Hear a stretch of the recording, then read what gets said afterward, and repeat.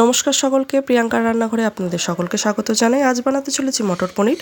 তার জন্য আমরা প্রথমে কেটে রেখেছি পনিরগুলোকে, মটরগুলোকে ছাড়িয়ে রেখেছি, আদা কাঁচা লঙ্কার একটা পেস্ট বানিয়ে রেখেছি, পোস্ত, কাজু আর চারমগজের একটা পেস্ট বানিয়ে রেখেছি, টক দই, আর কড়াতে আমরা সাদা তেল আর ঘি গরম করে তার মধ্যে মটরগুলোকে দেব।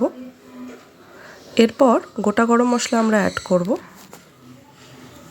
তারপর আমরা কাঁচা লঙ্কা আর আদার যে পেস্টটা বানিয়ে রেখেছিলাম সেটা দেব।